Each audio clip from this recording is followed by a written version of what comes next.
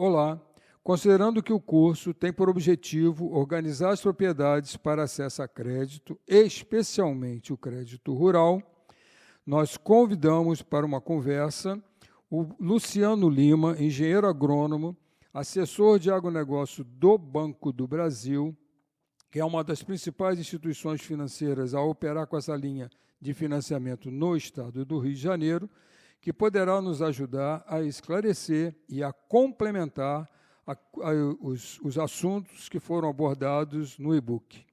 E para que o Luciano possa se apresentar, eu faria a primeira pergunta. Qual a sua função e as suas atribuições no Banco do Brasil? Olá, Ricardo Mansur. Inicialmente, antes de me apresentar e de falar nome e função, eu gostaria muito de agradecer o convite do Senar para falar de crédito rural, especificamente no contexto do agronegócio fluminense. É uma oportunidade bacana para que a gente consiga desmistificar e esclarecer o produtor rural.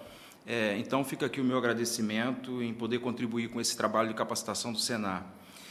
Mas indo para a tua pergunta, meu nome é Luciano Lima, eu sou engenheiro agrônomo de formação e no Banco do Brasil a minha função é de assessor de agronegócio, função de assessoramento técnico na área de agronegócio, essa é a minha função.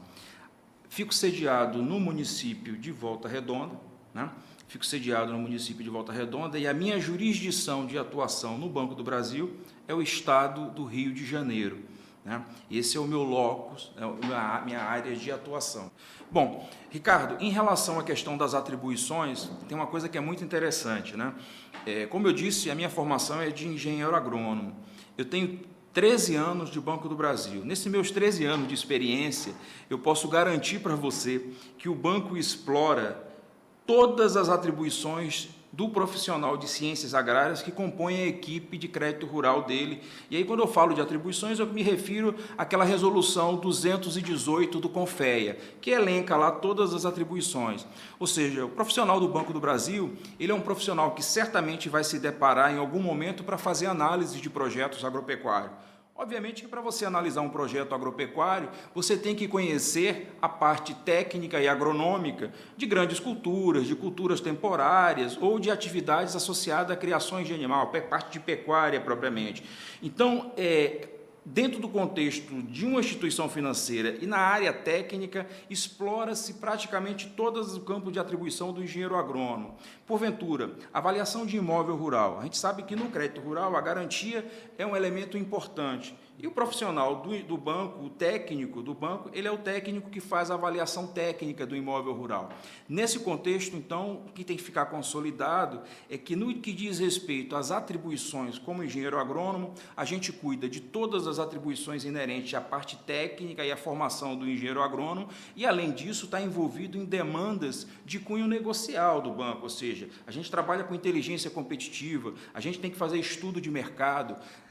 Na prática, no campo prático, o agrônomo do Banco do Brasil, no estado do Rio de Janeiro, ele tem que ser os olhos do Banco do Brasil, especificamente os olhos do segmento estratégico do Banco do Brasil, que é a GERAG e a DIRAG, que é a Diretoria de Agronegócio, no Estado. Então, o Luciano, no Rio de Janeiro, representa os olhos do banco no Estado, trabalhando inteligência competitiva, trabalhando a parte técnica de análise de projeto, trabalhando fiscalização quando necessário, trabalhando perícia de Proagro e outras perícias quando necessário, trabalhando avaliação de imóvel, cuidando da gestão das empresas que fazem assistência técnica e extensão rural. Então, tem um leque de atribuições, todas elas de alguma forma muito aderente, repito, à resolução 218 do CONFEA.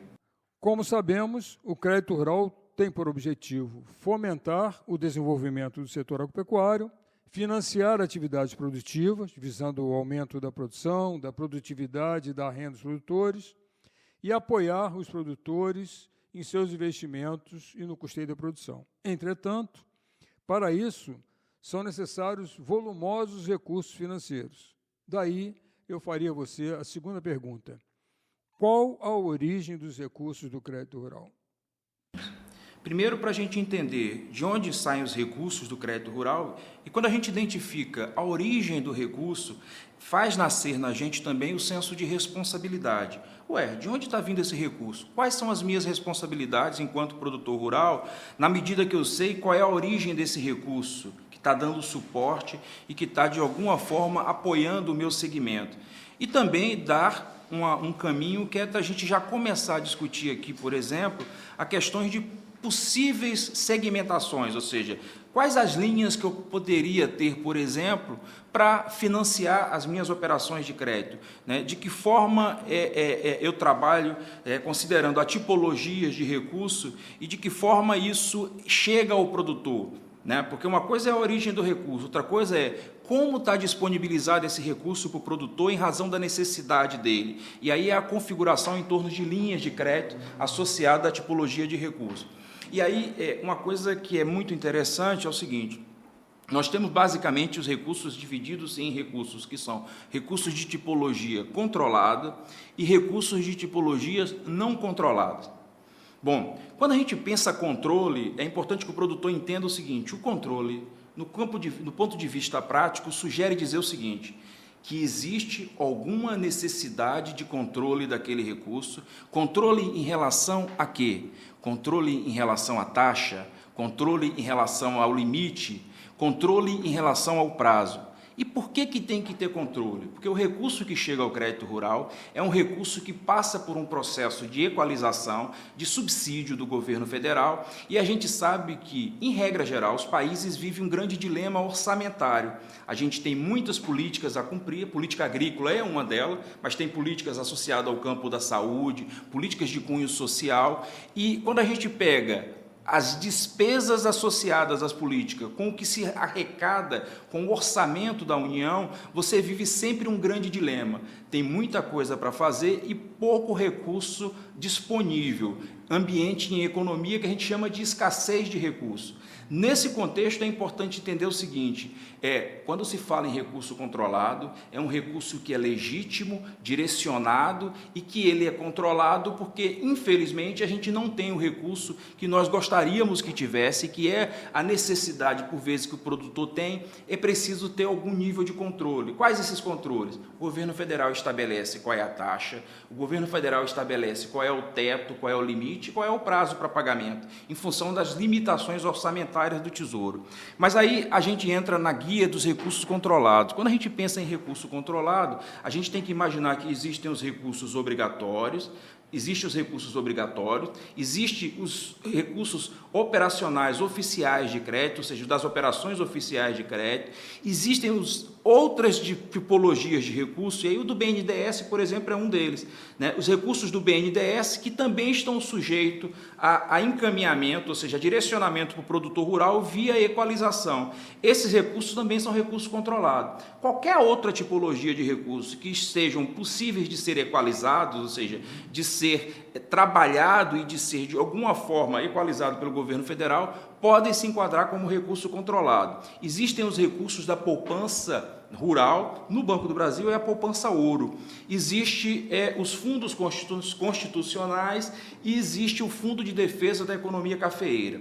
Esses são os recursos que eu acabei de elencar, que a gente chama de recurso controlado. Tem uma particularidade que é importante quando a gente fala desses recursos, que é o seguinte: quando a gente fala de recurso obrigatório, recurso controlado, obrigatório é um deles. Sim, mas o que seria na prática esse recurso obrigatório? Quando eu me refiro ao recurso obrigatório, eu estou me referindo a uma parcela dos depósitos à vista na instituição financeira que o governo define o que ele chama de percentual que ele vai exigir que fique para ser aplicado no crédito rural. São as famosas exigibilidades dos depósitos à vista.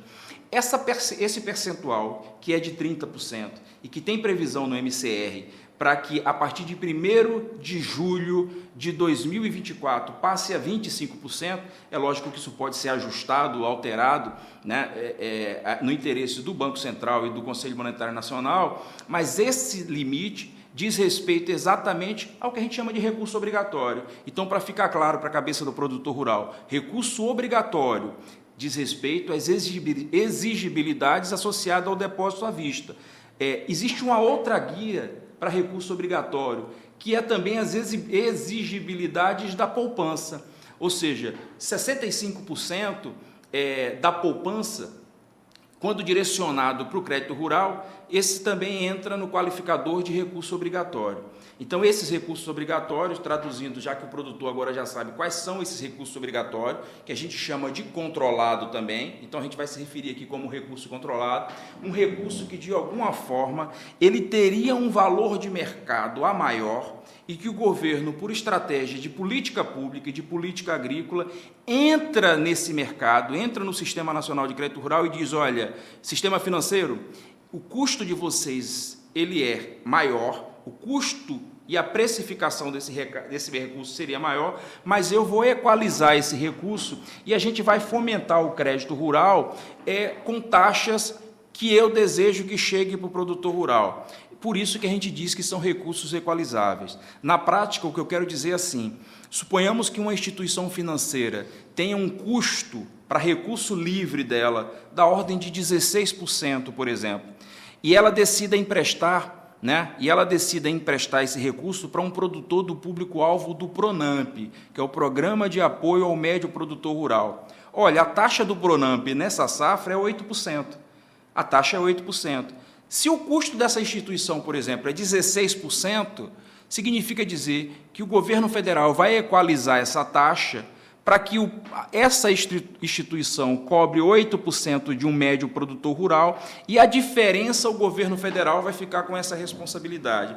Daí sai a ideia e daí sai a noção do que seja o recurso controlado. É um recurso que tem a mão do governo, é um recurso que, por questões de política agrícola, de política pública, ele vai chegar ao produtor com um qualificador de precificação a menor, quando no mercado essa precificação teria que ser a maior. Tranquilo ou não? Tranquilo.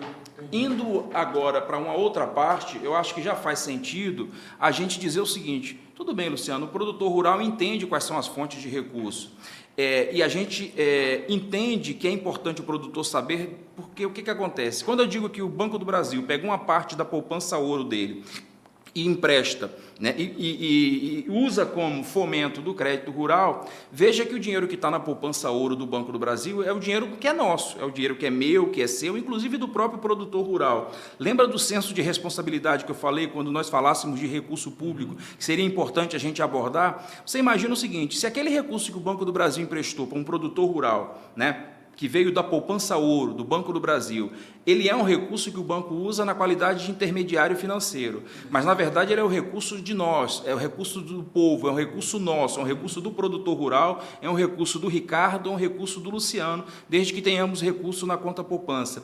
Veja que, quando você pega o crédito rural, às vezes é comum em um ou outro ponto, isso é exceção, mas ainda existe aquele cidadão que fala, não, isso é dinheiro nosso, não precisa pagar. Lembra que quando você não paga o crédito rural, que é o recurso da poupança, obviamente você pode impactar o sistema financeiro, né, e o Sistema Nacional de Crédito na medida que o banco usa o dinheiro de alguém, o banco não produz dinheiro por conta própria. Ele é um intermediário, ele pega o dinheiro de quem tem para emprestar para quem deseja, né? E aí, nesse contexto é que nasce o senso de responsabilidade. O produtor precisa saber que aquele dinheiro que está sendo investido no crédito rural, ele é um dinheiro que vem de uma fonte que precisa ser recomposta, que precisa ser reposta, ou seja, pegar o dinheiro do crédito rural só vai dar sustentabilidade no crédito rural na medida em que eu peguei esse recurso e que imediatamente paguei, respeitados os devidos prazos. Ok.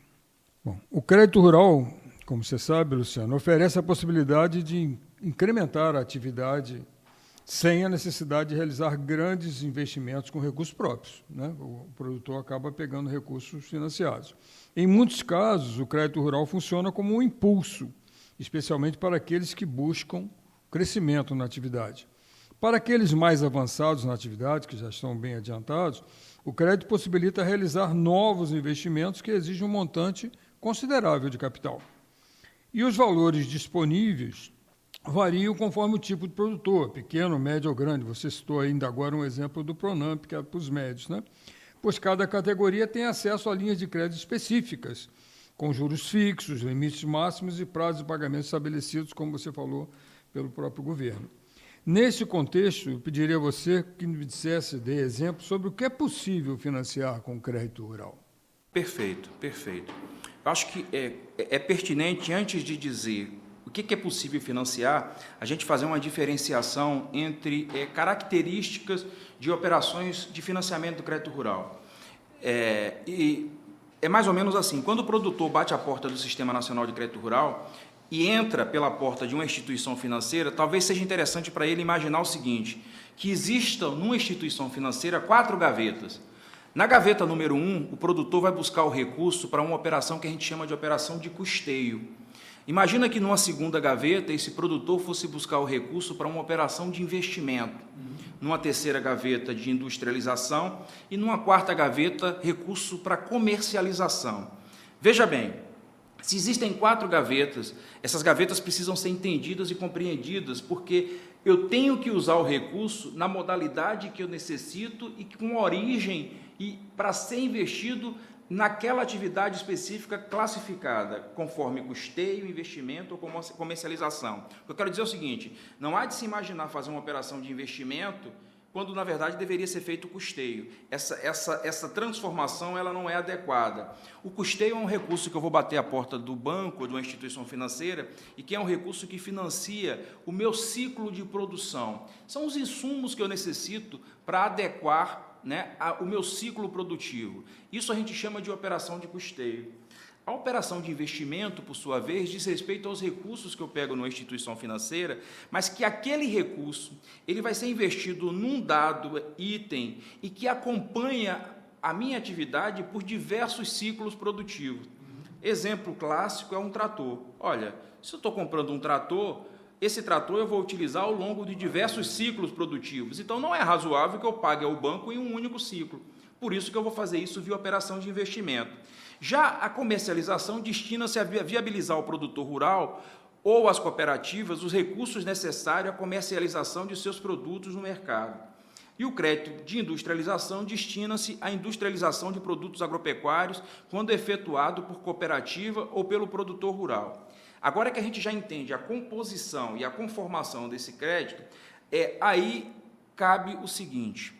Em linhas gerais, eu me sinto, sim, com muita vontade de dizer para você que o crédito rural pode financiar quase tudo. Eu não vou dizer tudo, porque, eventualmente, pode ter um ou outro item que a gente não consiga enquadrar por qualquer que seja o motivo, tá certo? Mas uma quantidade expressiva, ou quase todos os itens que você precisa trabalhar da porteira para dentro, você consegue financiar via crédito rural. E aí, o MCR só faz, quando se pensa, por exemplo, em investimento, uma mera divisão entre o que ele chama de investimentos fixos e semifixos. Mas aí a gente vai estar falando, por exemplo, de construção, o que seria investimento físico? Construção, reforma, ampliação de benfeitorias, obras de irrigação, reflorestamento, formação de lavouras, e os investimentos semifixos, aquisição de animais, para reposição ou cria, por exemplo. Mas o fato é que a gente tem, dentro do Sistema Nacional de Crédito Rural, a possibilidade de financiar praticamente tudo. Uma coisa que é importante a gente saber é que a gente tem uma modalidade de recurso e que tem caracterizações e especificações muito claras. O que eu quero dizer é o seguinte, eventualmente, e aí entra na questão das linhas de crédito. Olha, quando a gente pensa num programa que anteriormente nós chamávamos de agricultura de baixo carbono, ele era um programa muito interessante porque você poderia, por exemplo, recuperar pasto degradado, mas quando você vai recuperar pasto, você pode incluir na própria linha outros itens financiáveis. Então, você consegue financiar diversos itens numa única operação de investimento, por exemplo. Então, o que eu quero dizer é o seguinte, quando você vai financiar a unidade de produção, quando você vai apoiar o produtor rural, você tem dentro do sistema recurso para praticamente todas as finalidades. Algumas linhas, ABC, que hoje mudou de nome, a gente chama de Renovagro, são linhas que são aderentes e que precisam de elementos qualificadores, qual seja, recuperação de pastagem degradada. Você precisa estar com essa finalidade específica. Eu quero trabalhar a integração lavoura, pecuária, floresta. Eu quero trabalhar um SAF, que é um sistema agroflorestal. Ou seja, a linha é específica para essa finalidade. Dentro do universo do pequeno produtor, que está muito no guarda-chuva do que a gente tem aqui no estado do Rio de Janeiro, a gente poderia dizer o seguinte, tem basicamente 2 linhas que cercam a unidade de produção familiar no estado do Rio de Janeiro e atendem com muita eficiência esse público-alvo. E quais são essas linhas? Na modalidade custeio, é o Pronaf Agricultura Familiar. Essa linha de crédito atende capital de giro para o pequeno produtor e é uma linha muito realizada no Estado. A outra linha, a linha de investimento, é a linha do Pronaf Mais Alimentos. Pronaf Mais Alimentos é uma linha que praticamente atende o pequeno produtor no Estado do Rio de Janeiro em quase tudo que ele precisa. Eventualmente, tem outras configurações de linhas para o Pronaf? Tem, estão ativas, mas essas são as duas linhas mais relevantes que a gente tem no Estado do Rio de Janeiro para esse público-alvo específico, que é da agricultura familiar. Perfeito, perfeito. Luciano, você por 2 vezes falou em MCR, só para ficar claro para todos os produtores que estão nos ouvindo, é que o MCR quer dizer Manual de Crédito Rural, né? Exatamente, exatamente. Para que ficar bem claro para todo mundo. Mas você foi bem didático, explicou bem direitinho todas as opções que nós temos em termos do que se pode financiar com recurso de crédito rural e, como você bem disse, é praticamente quase tudo. Bom, aí já partindo direto para a quase montagem de uma operação de crédito, a gente sabe que é importante que o proponente ao crédito tenha um bom retrospecto de atuação como cliente junto à instituição financeira onde ele pretende apresentar uma proposta de crédito rural. E que, para isso, ele tem que estar ciente de que terá que adotar algumas providências, juntar alguma documentação e tudo mais.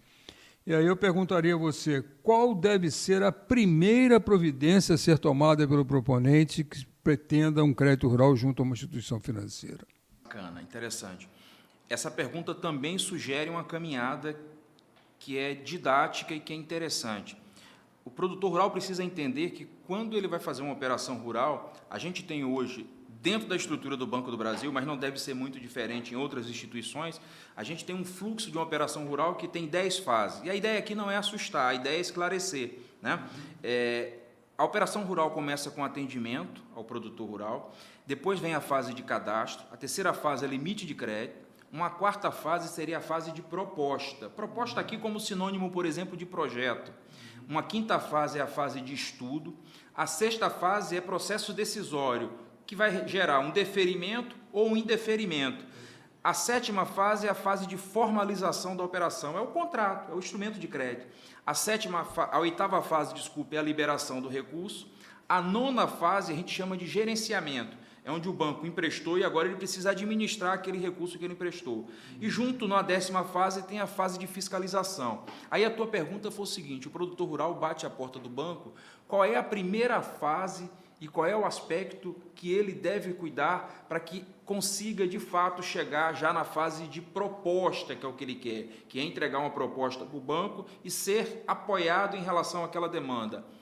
Cadastro.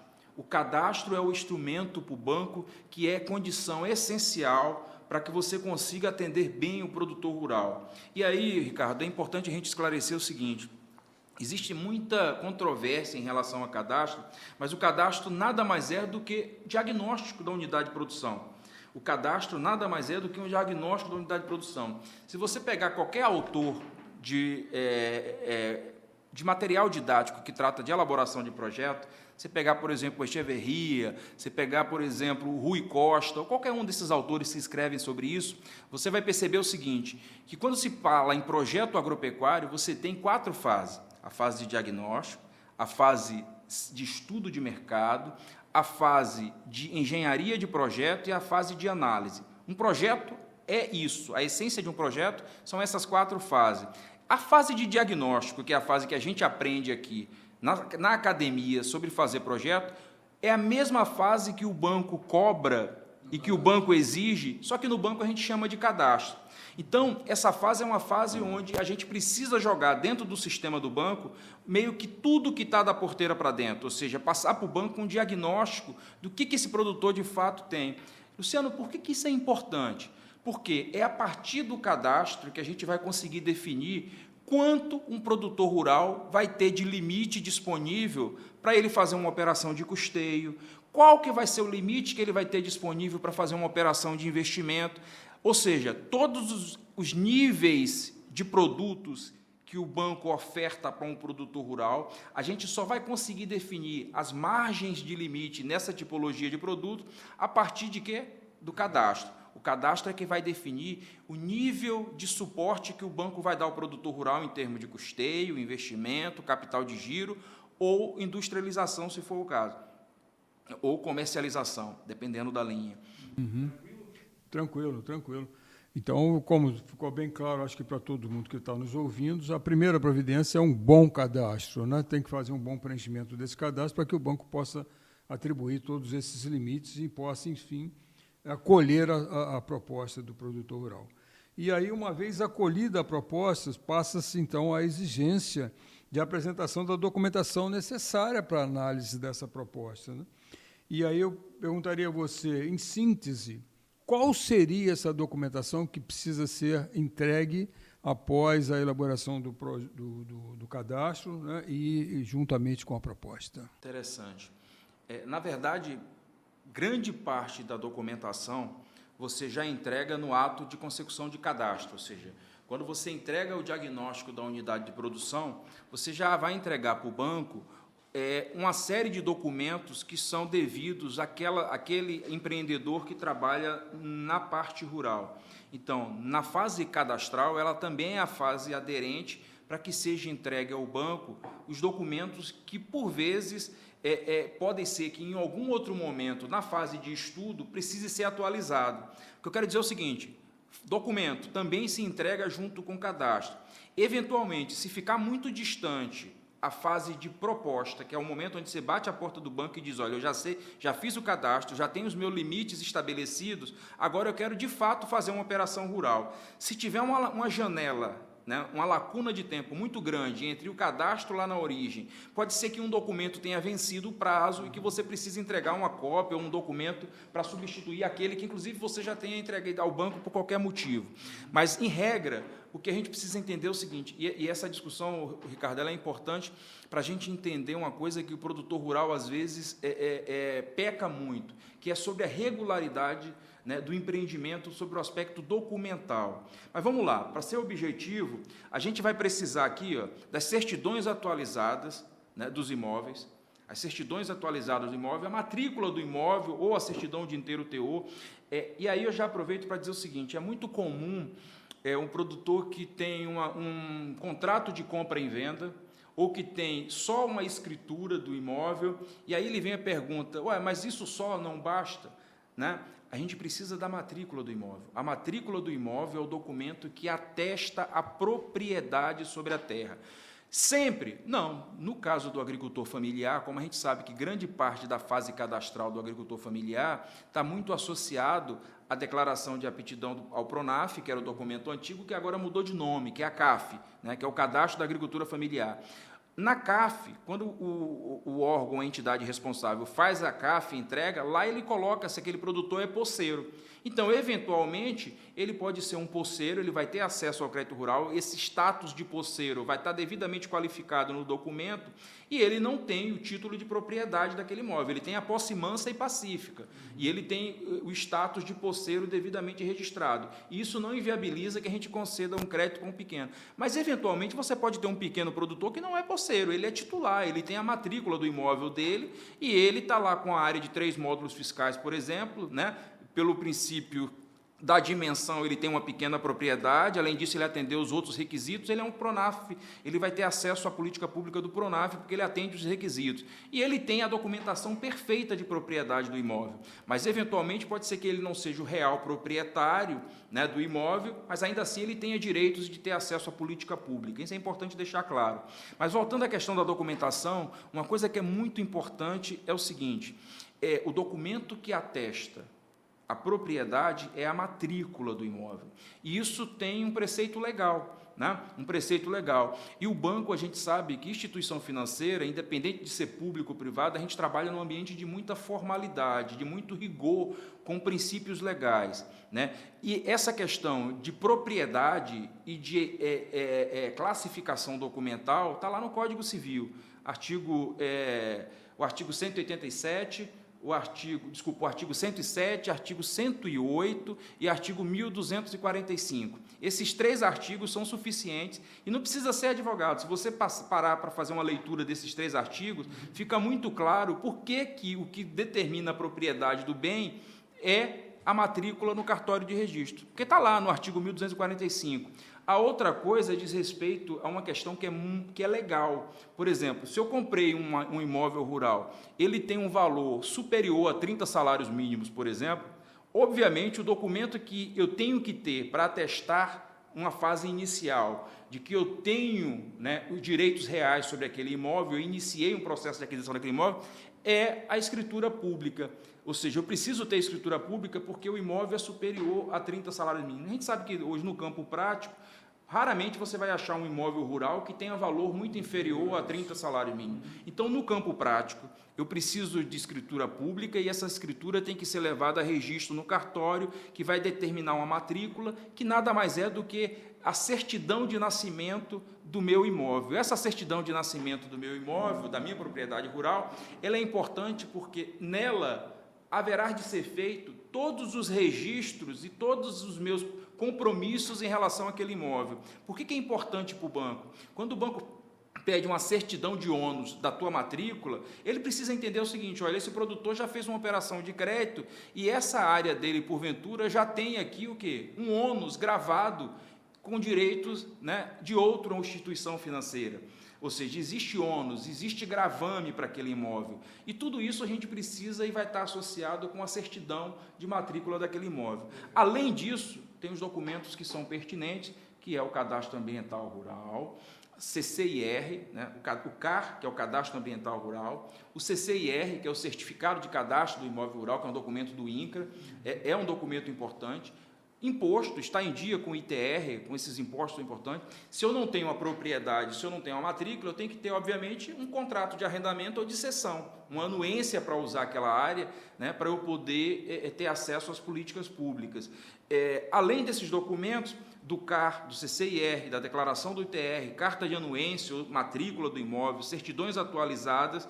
Se eu vou trabalhar, por exemplo, com animais, eu preciso da ficha sanitária desse rebanho. É importante. Se eu for trabalhar, por exemplo, se eu quero ter acesso à política pública do PRONAF, eu preciso ter a CAF, hoje, no passado era a DAP, mesmo nome, só mudou o nome. Se eu preciso, por exemplo, se eu vou trabalhar uma atividade que eu preciso de água, eu preciso ter outorga de água ou eu preciso ter uma declaração de uso insignificante. Se eu tenho impacto ambiental, se eu vou trabalhar uma atividade, por exemplo, que tem um impacto ambiental significativo, pode ser que eu precise do licenciamento. Em regra, eu já abro um parênteses para dizer que no Rio de Janeiro, grande parte das operações rurais são conduzidas via comunicado INEA, que é um protocolo que o INEA fez junto com a Secretaria e com os bancos, e a gente consegue, num processo muito mais simples, em razão do impacto pouco significativo da maioria das intervenções agrícolas, a gente consegue atender essa questão ambiental. Então, no Rio de Janeiro, grande parte das operações rurais estão respaldadas no comunicado ambiental, que é um termo declaratório que o produtor preenche, né, e que entrega ao banco junto com a operação financeira. Isso, por si só, atende. Agora, você imagina o seguinte: se o produtor vai fazer uma intervenção, quer trabalhar com piscicultura, vai fazer um tanque escavado, obviamente que esse comunicado do INEA talvez não atenda, ele vai ter que fazer o licenciamento ambiental. Então, o licenciamento ambiental, dependendo da atividade agrícola, repito, é exceção no Estado, mas dependendo da atividade que você vai conduzir, pode ser que você precise do licenciamento. E o licenciamento ambiental aí já é um processo mais longo, né? Já é um processo mais trabalhoso. Agora, para fechar essa questão, Ricardo, tem um assunto que eu acho muitíssimo importante. A questão ambiental das propriedades. E aí eu quero fazer alusão, o banco hoje ele financia imóvel rural, por exemplo, né? O produtor pode comprar um imóvel rural, ele pode com recurso do banco, com recurso do crédito rural. E nesse contexto, independente de você estar financiando, estar comprando com recurso, com apoio financeiro do banco ou não, o processo de aquisição do imóvel rural, ele deve ter uma atenção muito interessante em relação às questões ambientais. Por que eu digo isso, né? É muito comum o produtor achar o seguinte: olha, o imóvel rural foi multado, o produtor falou: olha, recebi uma multa aqui, mas já paguei a multa, meu problema está resolvido, eu não tenho problema ambiental nenhum. É um problema sério, porque, por exemplo, se você compra um imóvel rural e não tem a atenção devida, e aquele imóvel rural carrega alguma questão ambiental de ordem jurídica, pode ser que você, que acabou de comprar aquele imóvel, assuma o ônus e tenha uma responsabilidade sobre algo que você não deu origem, e que não tem origem nas suas ações, né? Isso é importante estar muito atento. Então, eu acho que as questões ambientais hoje associadas à produção rural são questões que devem muito ser levadas em consideração. Feita essa consideração, eu acho que eu atendi essa tua pergunta, né? Com certeza, relacionou todos eles. E até você, de alguma forma, adiantou a pergunta que eu iria fazer na sequência, né? Porque uma das coisas que a gente costuma ouvir, né, que os bancos, de modo geral, são muito burocráticos, mas, na verdade, você está cumprindo a legislação, né? Ainda mais quando se lida com recursos públicos, a gente não pode deixar de estar tomando cuidado com o que a gente está fazendo e seguindo tudo aquilo que está previsto na legislação, para não sermos, inclusive, o banco não ser penalizado, né? E, então, a gente observa que a maior parte dos documentos exigidos depende da organização do produtor na gestão da sua propriedade, perante essas normas legais, e esse é o objetivo do curso, inclusive, você estava falando desse comunicado do INEA, isso consta do e-book do curso, né? Entretanto, o que eu ia perguntar a você, que você já adiantou, é a questão da regularidade do imóvel junto ao cartório de registro de imóveis. Porque o banco precisa ter a certeza que você tem um título de domínio daquela propriedade, no mínimo pelo tempo normal da operação, né? Seja ela de propriedade, seja própria ou arrendada ou com carta de anuência, o certo é que o banco precisa ter essa garantia de que você vai poder permanecer naquela propriedade, usufruindo do crédito e gerando o recurso necessário para saldar o seu compromisso. Então, essa questão acho que você já basicamente respondeu quando você respondeu ao anterior. Muito bem.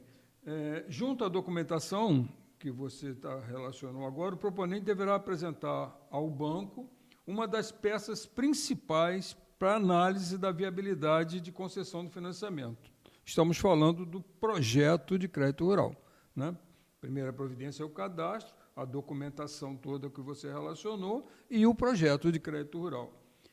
E aí eu perguntaria a você, qual a importância do projeto para a análise da concessão do crédito? Bacana. Interessante. Antes de falar do projeto, vou só fazer um adendo e na questão que você chamou a atenção muitíssimo bem, que é calibrar o teu direito de uso com o tempo da operação. Então, isso para quem tem a propriedade do imóvel é relativamente tranquilo, porque não tem esse problema. Isso acontece muito no universo da cessão e dos arrendamentos. Então, se eu vou fazer uma operação de investimento, tem prazo aí, por exemplo, de 6 anos, obviamente que eu tenho que ter um termo de cessão, um contrato de arrendamento que seja compatível com o uso daquela propriedade por esse período, né? Que é o que você chamou a atenção e que eu faço questão de reforçar aqui. Percebe-se que, além disso, quando você fala do fato do banco ser um seguidor de regras, ele é um seguidor de regras genuíno e por natureza, porque é uma empresa que atua no mercado, que não tem espaço para que não seja assim. O mercado financeiro sugere muito regramento, tem muitas normas. Agora, na questão do crédito rural, tem uma questão, Ricardo, que a gente não pode esquecer de falar e que tem relação com o que você acabou de dizer, o seguinte: na hipótese de se conceder uma operação de crédito rural para um produtor que, por algum motivo, não seguiu normas em relação ao crédito rural, ou, por algum motivo, não é público-alvo do crédito rural, ele tendo conseguido uma operação de crédito rural, porque de alguma forma o sistema cochilou, ou seja, a instituição financeira não teve o devido cuidado, num processo de ajuste, que a gente chama processo de fiscalização, que pode ser da própria instituição financeira ou por vezes do Banco Central, nesse processo de ajuste, de acompanhamento das operações de crédito, pode ser que essa operação seja desclassificada. Então, pode ter consequências para o produtor rural que são severas, ou seja, imagine que eu fiz uma operação com taxa de juro, né, de 8%, e de repente eu não usei aquilo da forma devida, houve um desvio de finalidade e aquela operação no processo de fiscalização foi, verificou-se isso, ela foi desclassificada. Eu passei a ter um compromisso no banco que nada vai ter a ver com o crédito rural, vai seguir protocolos de mercado e etc, etc, etc. Isso é importante para a gente entender do porquê a gente tem que ter o rigor e o cuidado na hora de lidar com o crédito rural. Agora, indo para a tua pergunta acerca do projeto. Bom, é muito comum, eu tenho 13 anos trabalhando com crédito rural no Banco do Brasil, né? E é muito comum a gente perceber nessa caminhada que, por vezes, mesmo quando no universo técnico, eu não estou nem falando do produtor, estou falando aí, às vezes, no universo técnico, a gente ainda percebe, é exceção, não é regra, mas ainda existe a figura daquele profissional que enxerga o projeto como uma mera ferramenta para acesso ao crédito. É como se fosse um protocolo simples, é algo que você tem que tirar e tem que entregar. Isso é uma catástrofe. Por quê? Porque peca-se no sentido de que, quando o produtor vai fazer um projeto de crédito rural, tem um elemento que é, ele está pagando por um serviço para uma assistência técnica para fazê-lo, né? Existem as assistências técnicas com possibilidade de serem gratuitas, mas, em regra, no crédito rural, para fazer um projeto de investimento, o produtor pode estar pagando aí entre 0,5% e até 2% do valor da operação para quem fez aquele projeto. Bom, se eu paguei para alguém para fazer um projeto para mim, o elemento importante e fundamental desse projeto é que ele prove para mim, que ele prove para o produtor, para quem contratou o serviço do técnico, que aquele projeto é o melhor caminho a ser seguido pelo produtor. Ricardo, o que eu estou querendo dizer é o seguinte: o projeto, antes de ser uma ferramenta para simples acesso ao crédito rural, ele tem que dar uma resposta para o produtor, qual seja a resposta de que, olha, após a análise de sensibilidade, após a fase de engenharia do projeto, o projeto, não sou eu técnico não, o projeto mostrou para a gente que não é viável fazer essa operação de investimento, que é viável, de repente, um outro tipo de intervenção. Então, o projeto é uma ferramenta que faz com que o produtor possa tomar a melhor decisão, inclusive a decisão por não acessar o crédito, por não fazer. Então, quando a gente usa o projeto como mera ferramenta formal para acesso ao crédito, eu estou desvirtuando a razão de ser do projeto.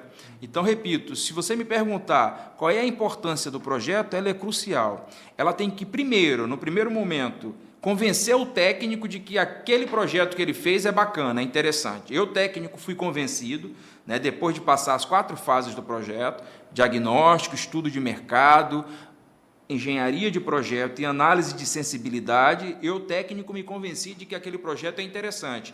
Fazer aquela recuperação de pastagem para aquele produtor rural, com aquelas características da linha de crédito e recuperação de pastagem, se mostra algo muito interessante para aquele produtor. Eu me convenci disso por meio do projeto, eu agora levo o projeto para o produtor rural e provo para ele, através do projeto, que aquela compra daquele trator é muito interessante para ele, por esses motivos. Sobre o aspecto prático, essa é a função central de um projeto. No campo operacional, ou seja, do ponto de vista operacional, o projeto ele tem que ser suficiente para provar para o banco, para a instituição financeira, acerca da viabilidade daquele desejo. Então, isso no banco a gente chama de capacidade de pagamento. Um bom projeto é um projeto que seja, além de ter todos os requisitos de cunho social, ambiental, sobre o aspecto econômico, que também é muito importante para o banco, ele tem que demonstrar viabilidade. Então, quando eu entrego um projeto numa instituição, Banco do Brasil, em regra, aquele projeto vai estar sendo avaliado sobre os aspectos sociais, sobre os aspectos ambientais e sobre os aspectos econômicos. Exemplo de aspecto social: olha, aquele produtor, o banco vai exigir que aquele produtor não esteja na lista, por exemplo, de produtores que tenha trabalho escravo ou que tenha alguma vinculação com isso, por exemplo. Olha, aspectos ambientais, tem uma série de documentos que provam respeitabilidade e adequação ambiental daquela propriedade. Aspectos econômicos, o projeto demonstra capacidade de pagamento, ou seja, os indicadores de produção, os indicadores de produtividade daquela unidade produtiva são suficientes para garantir ao agente financeiro que ele irá receber aquele recurso ao longo do ciclo daquele investimento. Essa é a razão de ser de um projeto. Obviamente que quando você vai partir para o projeto, eu te falei dos elementos catalisadores, os elementos principais. Agora, tem questões de projeto que são também muito importantes. E aí, quando a gente passa a tratar das questões importantes, eu costumo classificar o projeto em relação à parte formal dele, né? A gente já sabe que a capacidade de pagamento é algo que é inerente. Agora, porventura, como é que tem que estar estruturado esse projeto? E aí tem os elementos formais dele, que é algo que eu acho que a gente deve discutir mais à frente, que é falar sobre os elementos que compõem a estrutura formal desse projeto. Ok? Em princípio, sim, mas, de qualquer maneira, consta, inclusive, do e-book, a gente sabe que as instituições financeiras, e o Banco do Brasil não é diferente disso, tem mais ou menos um roteiro que ele divulga, né, para que os técnicos que elaboram esses projetos sigam, que facilite depois a análise pelos técnicos do banco, e muitas das vezes por você, quando isso chega em suas mãos, não é isso? Bacana. Então, a gente já pode tratar desse assunto agora também, né?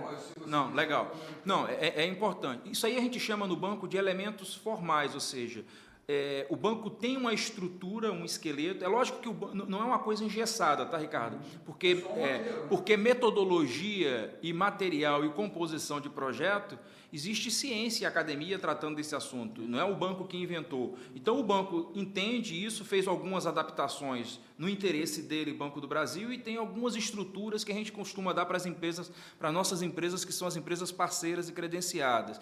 E aí, nesse contexto, o que a gente tem que entender é o seguinte: as empresas recebem e têm uma estrutura de projeto, mas não necessariamente elas seguem aquilo à risca. Eventualmente pode ter uma empresa que tenha um ou outro método e um ou outro modelo de projeto que ela adote. E aí é importante saber o seguinte: em regra, quando eu recebo um projeto, quando a gente no banco recebe um projeto agropecuário, quais os elementos que são elementos essenciais e onde normalmente as empresas pecam, né? Onde tem grandes problemas.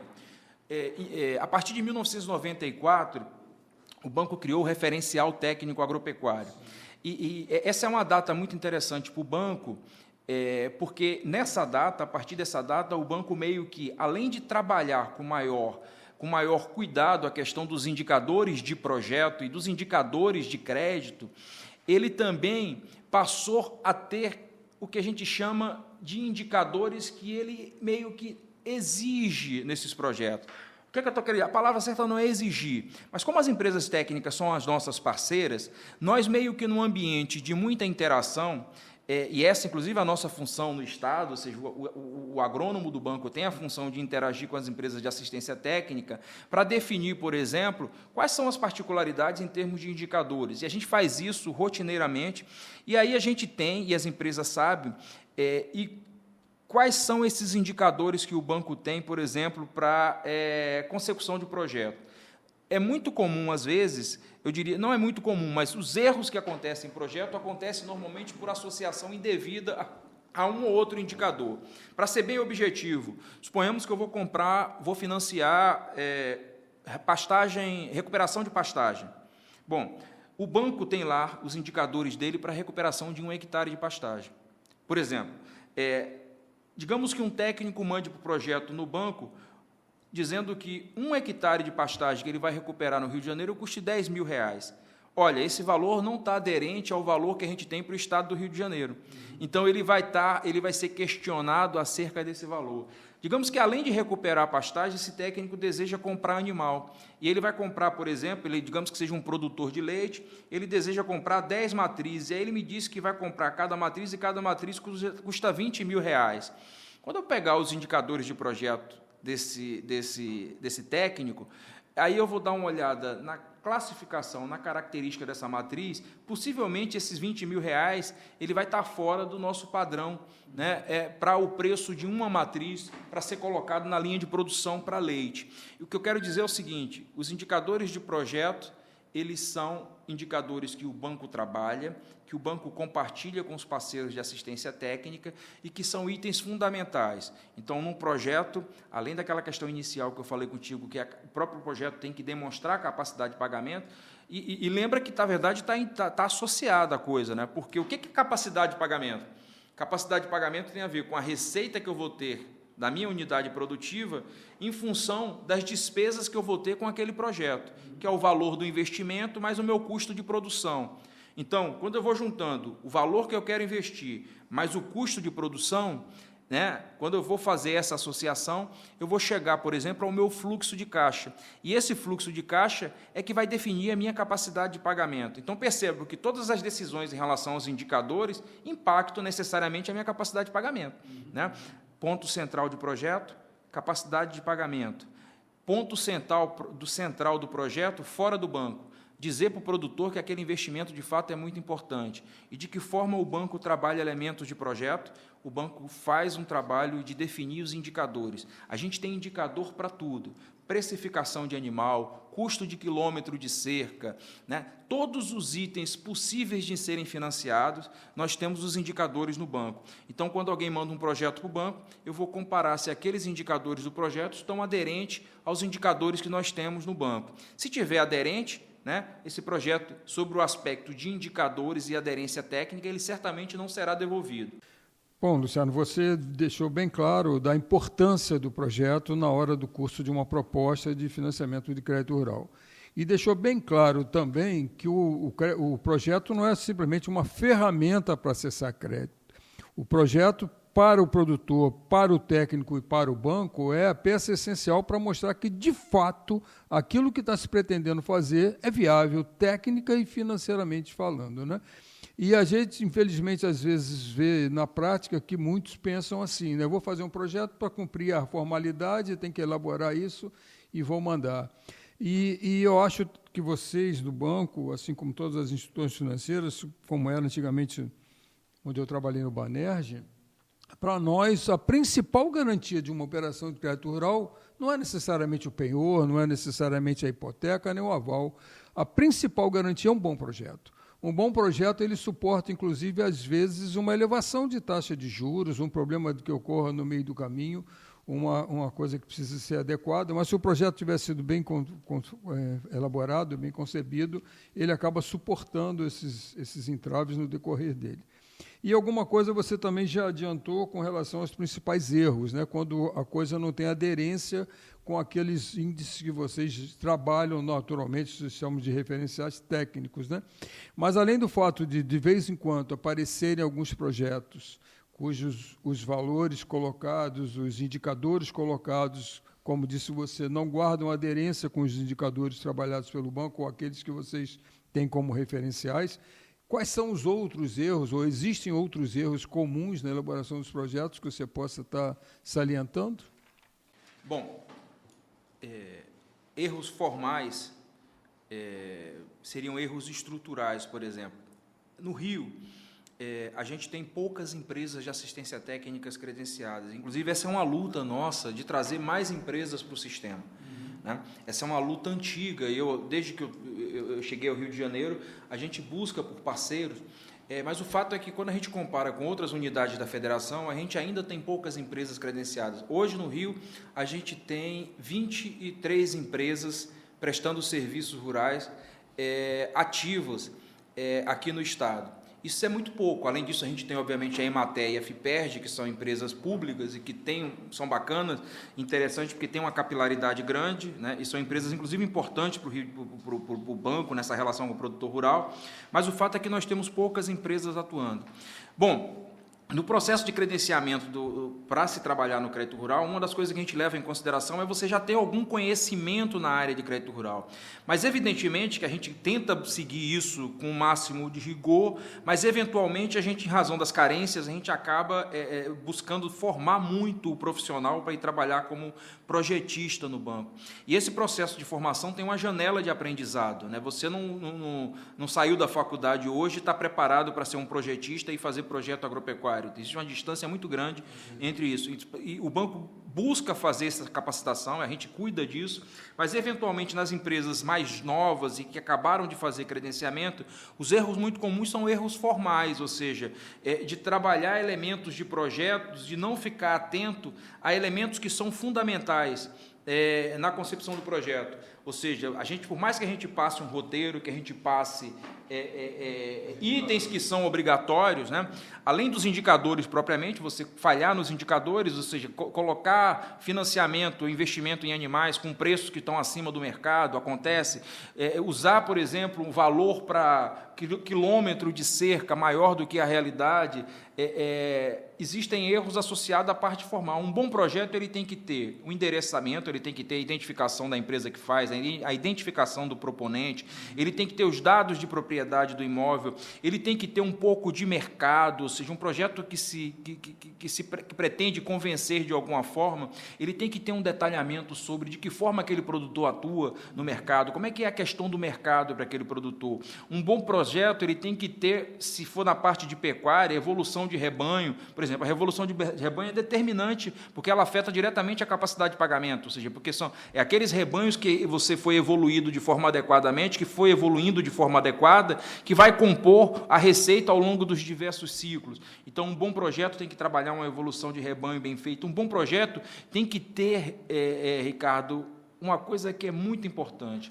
Olha, se eu entrei da porteira para dentro e eu digo que eu vou construir cerca, vou reformar a benfeitoria, vou fazer uma série de melhorias numa propriedade, se você está dizendo para mim que sou analista do banco e que vou pegar o teu projeto, que estou sentado numa sala entre 4 paredes, você concorda que é razoável que no teu projeto você coloque a fotografia do status quo, da situação atual, daquela benfeitoria que você pretende reformar e dizendo, né, para que eu, na hora que eu pegue o projeto, eu falo, poxa, que bacana, o cara colocou o cenário atual e o que ele pretende fazer. Né? Um bom projeto, de repente, tem que ter um croquis.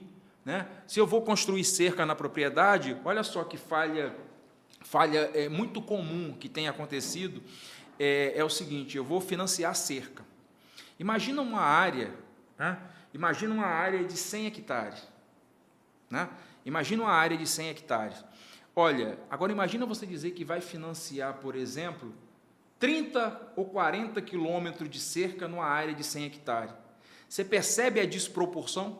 Então, se você vai financiar cerca, agora a nossa recomendação aqui no Estado, vai financiar cerca, né, que você entenda o que significa 100 hectares, qual é a razão em termos linear, em termos de lado, ou seja, quanto eu tenho de lado a lado de 100 hectares, porque é aí que você monte um croquis para mim, dizendo como é que você vai fazer essa distribuição de cerca. Porque na hora que você montar o croquis, você vai perceber, essa área de 100 hectares, ela não pode ter 30 ou 40 quilômetros, não cabe 40 quilômetros de cerca. Então, essas são falhas que acontecem.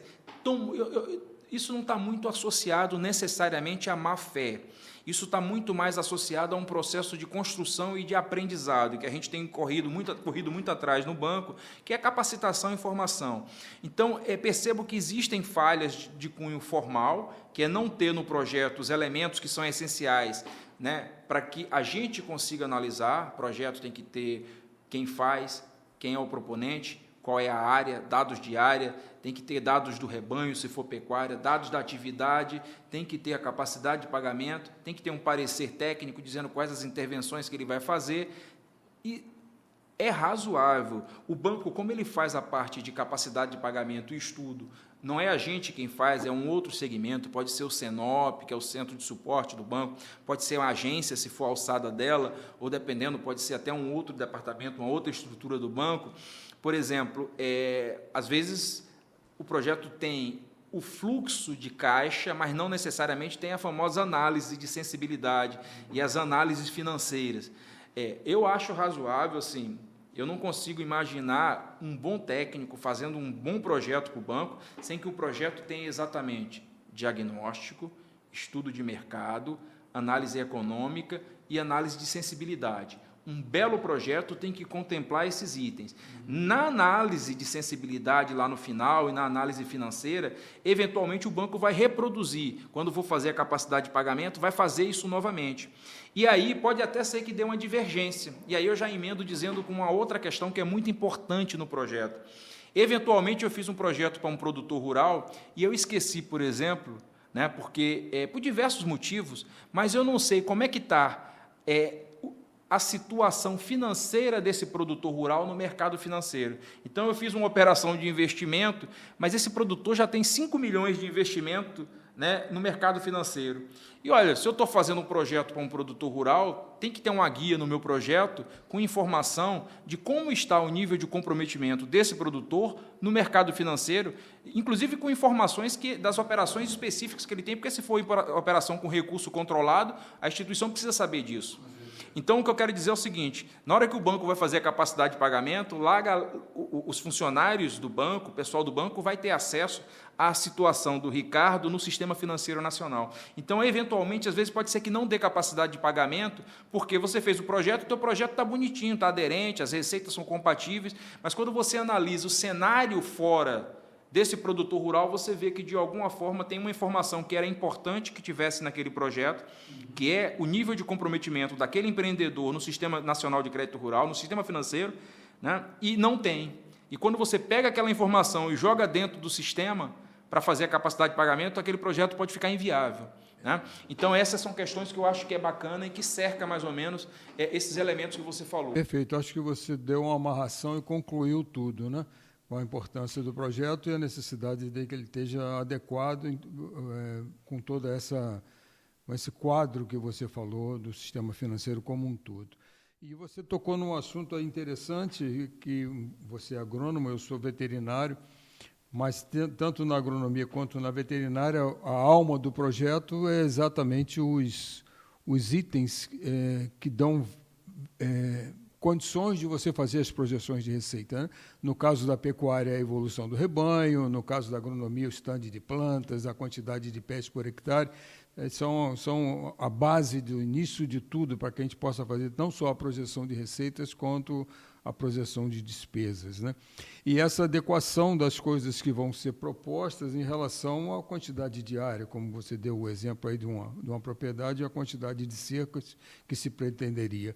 Isso, muitas das vezes, a gente vê acontecer quando o técnico trata o projeto como uma ferramenta, mais um documento a mais, é como se ele fosse um despachante, e não necessariamente um técnico, né? Porque um bom técnico vai se preocupar com isso e dar garantia e segurança, principalmente ao produtor, de que ele não vai contrair apenas uma dívida, ele vai pegar um empréstimo para que ele possa desenvolver e crescer e possa honrar o seu compromisso sem que tenha nenhuma intercorrência nesse processo.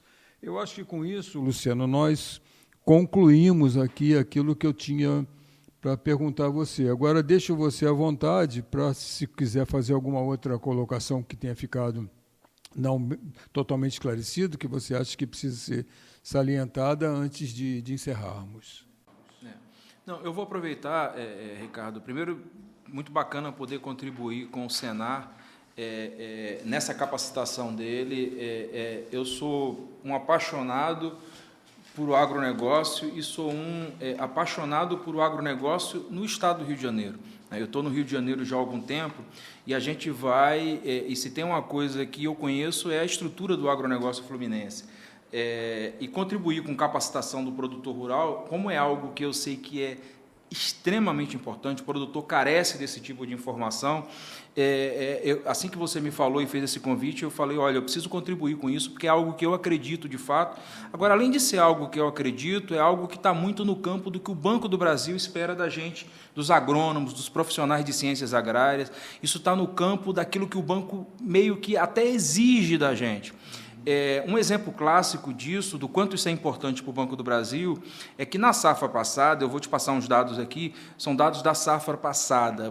Eu prefiro passar dados fechados porque eu acho mais interessante. A gente está no meio da safra 23, 24, né?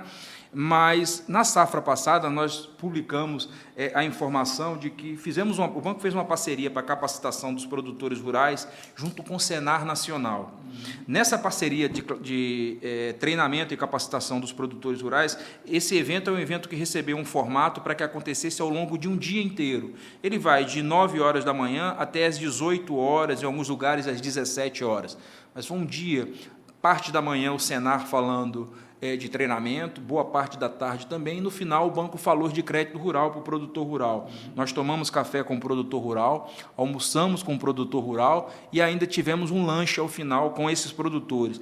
Esse, para mim, foi uma das maiores ações do banco, essa parceria e o circuito de treinamento agro foi uma das estratégias que eu acho que ela fortalece muito a participação do banco e a identificação do banco com o produtor rural. Números: foram mais de 1.000 eventos, esse número já é bem maior, porque esse evento continuou. Ao final da safra 22-23, já tinham sido mais de 1.000 eventos, 4.000 municípios atendidos e mais de 20.000 produtores capacitados. Números do Rio de Janeiro: fizemos 23 eventos no Rio de Janeiro, temos 92 municípios, fizemos 23 eventos no estado e capacitamos mais de 700 produtores. Se você comparar isso com um volume total, pode imaginar que não 700 produtores ou um pouco mais disso, talvez não seja tão representativo, mas é um engano. Significa que a gente tem aí 700 pessoas que vão compartilhar a informação que receberam com outros tantos produtores, e isso tem um efeito multiplicador que é muito interessante. Repito, para mim, de todas as ações que a gente tem no banco, e não são poucas, o banco ele tem muitas estratégias voltadas para o produtor rural, essa, para mim, é uma das mais eficientes que a gente tem. Espero que ela continue, e ela é fruto de uma parceria do Banco do Brasil com o Senar. Muito interessante. Eu finalizo dizendo o seguinte, Ricardo, tem uma coisa que eu acho importante para fazer o crédito acontecer de fato.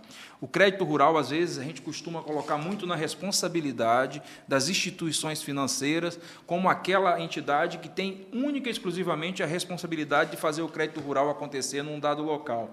Isso é um engano clássico, E veja só, quando a gente pega dois dispositivos legais, só dois, a Lei 4829 de 65, e a Lei 8171, que trata da política agrícola, ela coloca, esses dois dispositivos legais colocam o técnico como elemento fundamental no processo de construção do crédito, especialmente a Lei 4829, quando ela cria o Sistema Nacional de Crédito Rural, ou seja, quando foi instituído o Sistema Nacional de Crédito Rural. Se você for imaginar, a Lei 4829, lá no artigo 7º, parágrafo 2º, diz o seguinte, olha, o Sistema Nacional de Crédito Rural, agora, ele tem o Conselho Monetário Nacional, o Banco Central, as instituições financeiras, imagina como se fosse uma caixinha fechada, e dentro dela, está lá no artigo 7º, parágrafo 2º, estão as empresas de assistência técnica.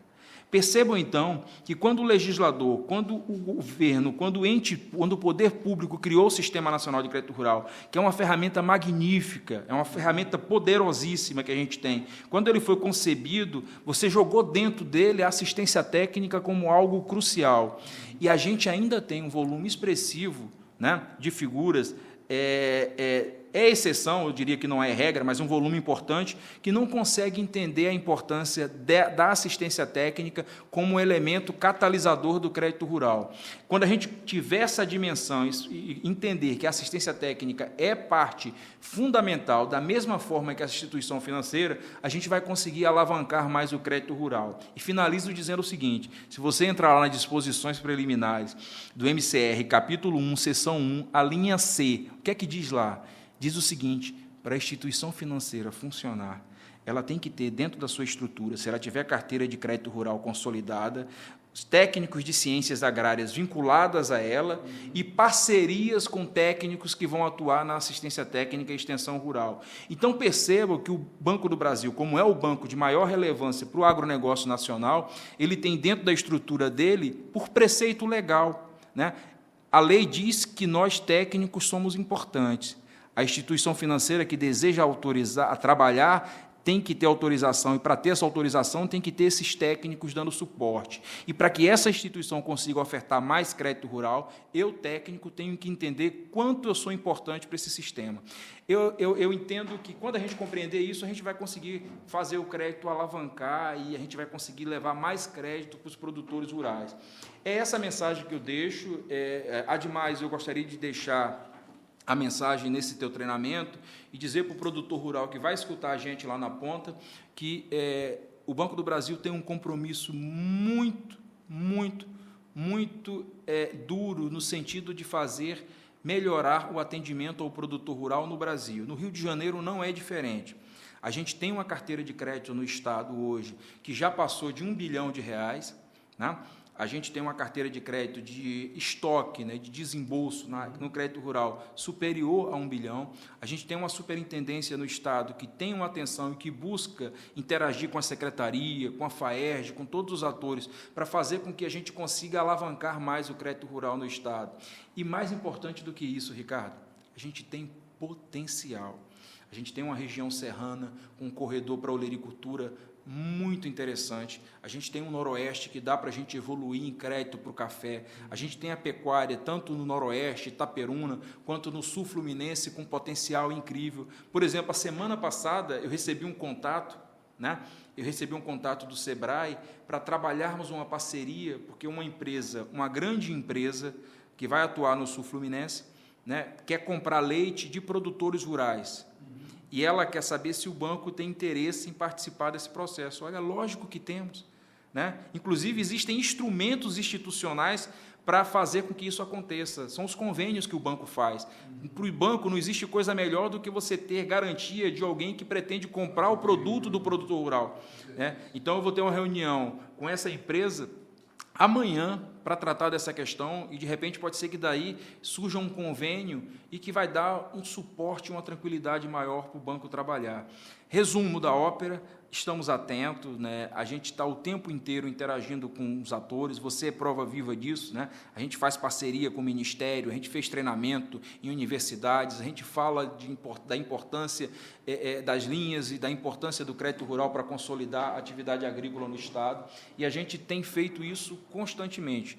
Essa é a função social que o banco, por ser uma empresa pública e por ser o maior representante e parceiro institucional no Sistema Nacional de Crédito Rural, essa é uma responsabilidade que a gente tem. Eu finalizo agradecendo mais uma vez a participação aqui e me colocando à disposição para contribuir em outros momentos, tá certo? Eu é que agradeço em meu nome, em nome do Senar. Tenho certeza que a sua participação foi essencial para que o êxito do nosso curso, né, de organização de propriedades para acesso a crédito, e fico à disposição também caso você precise de alguma coisa, e volto a dizer que em nome do Senar te agradeço bastante e vamos encerrar por aqui.